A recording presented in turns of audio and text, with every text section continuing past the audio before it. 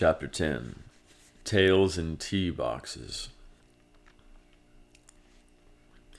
On their own, one man's eyes were not more memorable than another's. It was how they looked at you that made you remember them. Hana understood in the moment that Minotozaki Kaishin had told her about his lie, that his were going to be impossible to forget. No person's eyes had ever invited her in. Her father's had always been guarded, their clients more so, but Kaishin's eyes were an open door that drew her inside, offering her a seat and hot green tea. "I'm sorry for misleading you. I really just wanted to help," Kaishin said. "As you now know, I am a doctor, just not the kind that's qualified to stitch up wounds." "I see," Hannah said. "And you were absolutely right when you said that I shouldn't be here, not if I followed logic. Tossing a coin isn't any way to make a decision. I suppose that doesn't speak well of me as a scientist. But, as I told you earlier, I chose heads, and here I am. I could have opened another door and could be eating a bowl of steaming ramen right now, but I didn't. Instead, I opened your door and found you, your bleeding foot, and a pawn shop that's been turned upside down. The door's not locked. You can turn around and leave any time you want. I could, but my father taught me better than to abandon someone simply because it's easier to walk away. You don't even know me." "We could change that. You could start by telling me your name." Hannah's eyes fell to his lips. Her name in his mouth was a dangerous thing. She imagined how his lips might shape its syllables and how his voice might turn them into a stream of honey wine. Sweet drinks were the worst traitors. You drowned in them with a smile. "I can't." "I'll make you a deal. Since you already know my name, I'll throw in a little secret about myself in good faith. It might make you believe that I'm even stranger than you think I am now. But it's a risk I'm willing to take. Does that sound fair?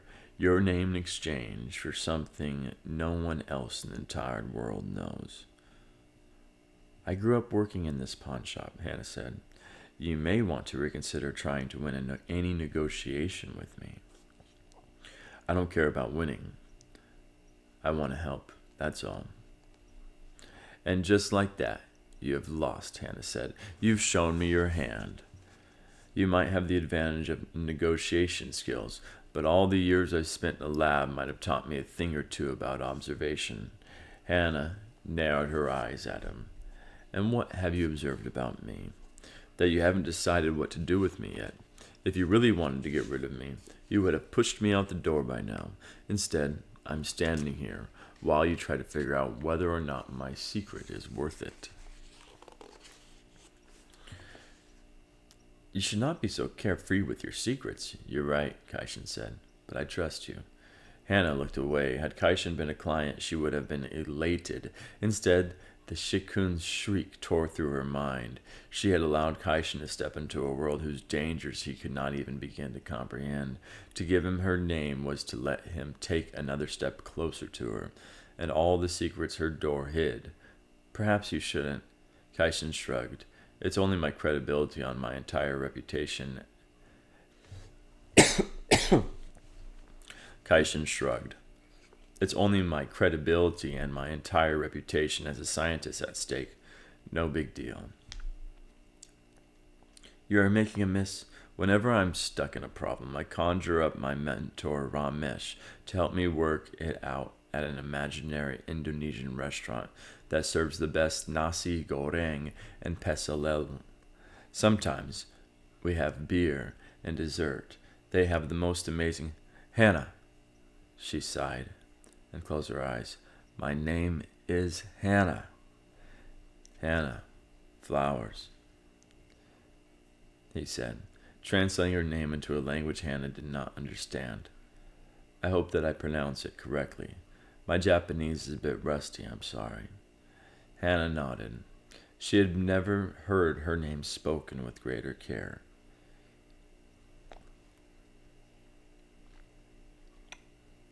So will you let me help you, Hannah?" Hannah pulled her shoulder back and lifted her chin. "Heads." "Sorry." "I chose heads." Heads? I can tell that you are a stubborn person because I am too, Hannah said. You will keep on insisting on helping me, and I will keep on refusing you. This is like the debate you had with yourself on the rooftop before coming here. As you said, you cannot win an argument with yourself. You have less chance of winning one with me. So let a coin be our judge. You trust a coin to take you across the world. Why not trust to decide whether you should stay or go? Heads, you leave right now. Tails, you will let me Tails, you tell me what happened here. Hannah nodded. Agreed. Kaishin fished a coin from his pocket. He flicked it with his thumb and sent it into the air. Hannah watched it fall. She did not understand Kaishin's world of subatomic particles and underground neutrino detectors, but she understood fate. Her fate had made sure of it. Death or fate, the only choice anyone in their world could ever make. She caught the coin mid-air. She flipped the coin over the back of her hand and lifted her palm, revealing the coin's decision. Kaishin looked up from the coin. Tails. Hannah drew a heavy breath. I win, Kaishin said. My father is missing, Hannah said, allowing the words to slip from her tongue before she could change her mind. What? I thought that he might have heard the intruder and chased him outside, but now, she squeezed the coin, I think that I was mistaken. Mistaken? How? Hannah fixed her eyes on the gold-rimmed glasses and the hand-painted playing card on the table.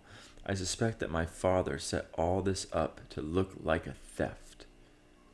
You think that your father did this on purpose? Kaishin's eyes flew around the room. Why? Because of these.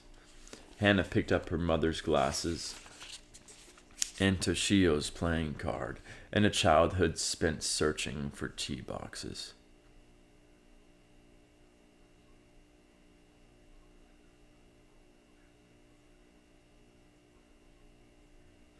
"11 years ago, when Hannah turned 10, the tea boxes her father had hid became harder to find. She had spent the morning searching for one, but had nothing to show for it except the sweat dripping down her neck.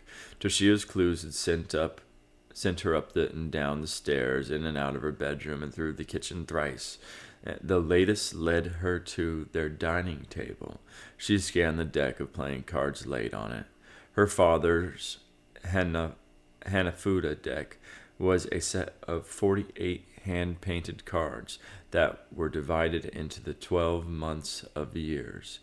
Each month was a 4-card suit that featured a unique flower in its design. When arranged in a row and in the right order, the 4 cards formed a panoramic scene. Her father seldom played with the cards, using them instead to teach Hannah sleight of hand. She made cards disappear from his hand and reappear behind Hannah's ear, in her pocket. The tricks, he said. He honored 2 of the most important skills of a pawnbroker: misdirection and manipulation. Hannah carefully looked through each row of cards. January was a crane among pines. February, a nightingale in the midst of plum trees. March, April, May, June, July, August, September, October, November, December. Every month appeared as it was supposed to be. She looked through the cards again and stopped at August. Hannah closed her eyes, trying to recall what the scene was supposed to look like. Sushi ni tsuki kari. Moon over pampas grass. Wild geese. Hannah stared at the cards and caught her mistake. The geese card that was meant to come after the moon now appeared before it. Hannah smirked, creasing a dimple on her left cheek. This was her father's favorite type of clue. Subtle and small. If only she knew what it meant. She picked up the 2 cards and held them in front of her. Hannah studied the cards, making 2 lists in her mind: what she knew and what she didn't. August, she thought, was the month of falling leaves and changing seasons. in the traditional calendar. It was also the month for Sukumi, the festival for viewing the autumn moon. Hannah ran her thumb over the full moon on the first card and checked the time. It was only a few hours until sunset, and she doubted her father would let the treasure hunt run for so long. Dinner to him was as sacred as the sake he drank before bed, but she also knew that the cards the card's misplacement in the row was not an accident. Toshio had wanted her to notice the moon for a reason, and Hannah could think of only one place he intended the clue to direct her to. Well, with a well-rehearsed flick of her wrist and a grin, she made the cards vanish up her sleeve. At this time of day, the pond in the middle of their courtyard garden reflected the blue sky. On cloudless nights, it revealed its true purpose. Hannah made her way to the pond, thinking about how generations of her family had followed the same pebbled path. She stood at the edge of the pond and watched the sun sparkle inside it. Though pretty, it was not half as beautiful as the visitor who swam in its waters at night. The ponds existed to catch the moon, and when the moon was full, it filled the pond to its brim. Hannah pulled out the moon and geese card from her sleeve, wondering what she was supposed to do next. On the table, the geese had been on the left side of the moon, but now Hannah held them in their proper place on the right. She walked over to the right of the pond and knelt on the grass. The corner of a wooden box stuck out from behind a bush. Hannah grabbed it. Grinning wide, she pulled off the box's lid and looked inside. It was empty. Her father usually packed the box with different kinds of sweets, and this was the first time he had not put anything inside it. She wondered if he had simply forgotten to fill it, or if it was another clue. Toshio walked up from behind her. What? Oh. Toshio walked up from behind her. Have you found it? Yes, Otto-san, but it is empty. You found the wrong box. Toshio strode to the left of the pond and retrieved a box from behind a rock. He opened it, revealing little wrapped bars of yakin, sweet red bean-flavored jellies Hannah loved having with her tea. This is the correct one. But the geese card is supposed to be on the right side of the moon, not in this pond. He took the cards from Hannah and held them over the pond. Hannah looked at the reflection and saw where she had gone wrong. In the water, right was left and left was right. She sighed, dropping her shoulders. Toshio held out the box of sweets to her. Here. But I failed. I did not find it. Toshio smiled and wrapped a sweet for Hannah. This time, it found you. Oh, that's nice. Thank you, Otto-san. Thank you, Otto-san. Hannah took the sweet and popped it in her mouth. A faint raindrop splattered on her forehead. A fat raindrop splattered on her forehead. Toshio looked up at the darkening sky. A flash of lightning broke through a gray cloud. Toshio's smile slipped from his face. Hurry inside, Hannah. It's about to rain.